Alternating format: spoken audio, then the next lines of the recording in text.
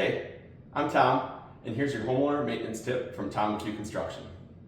All right, in this video, I want to show you some things to know about your plumbing.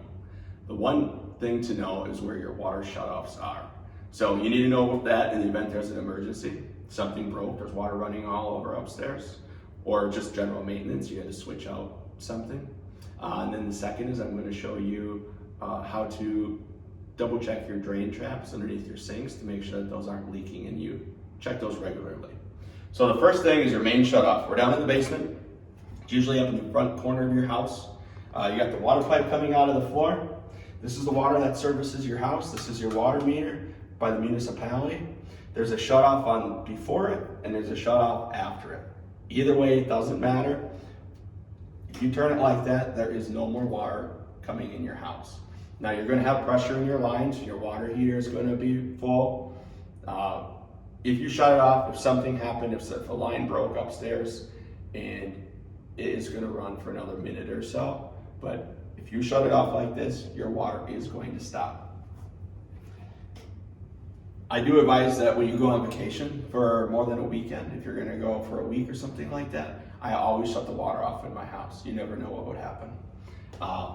Another thing, the hose bibs for the outside of the house, those are, some people call them hose spigots. It's what you put your garden hose onto. There's shutoffs for those.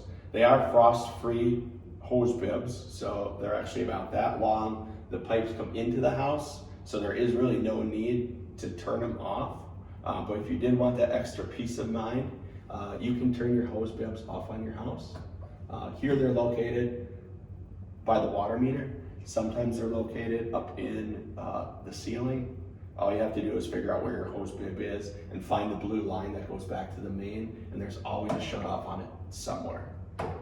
So with that, the water's turned back on, and we're gonna go upstairs and outside, and we'll show you two more things. This is the hose bib that I was referring to in the basement.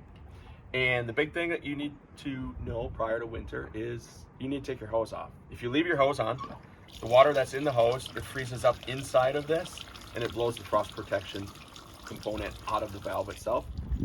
If you take your hose off, you don't have to worry about it. If for some reason you left it on and you froze it, you have to have a plumber come out and switch out this cap. All right, before we go underneath the sink, I want to show you some shutoffs. Every plumbing line to every fixture has a shutoff. So if something happened, that's an emergency, and it's just at your toilet, you can shut your toilet off. You don't have to go down in the basement and shut the main off. So right here, this is the water shutoff. You just give it a half turn, the water's off to your toilet. Turn it back on, it's on. I'm gonna go under the sink. The sink has the same things. The hot cold water lines have them. You turn them on and off right here. Another thing to know about the sink is the trap. Sometimes the trap can come a little bit loose just from expansion contraction from the hot and cold water running through it all the time. It can also come loose just by putting something underneath and bumping it.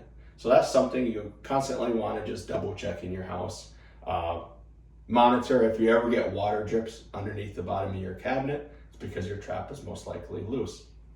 So what you want to do if you're going to check your trap is turn the hot water on, make sure the water runs for a couple minutes so it's really good and hot and it's running through the plastic pipe. That's going to make it a little bit warmer, heat up, and give you the opportunity to tighten it up.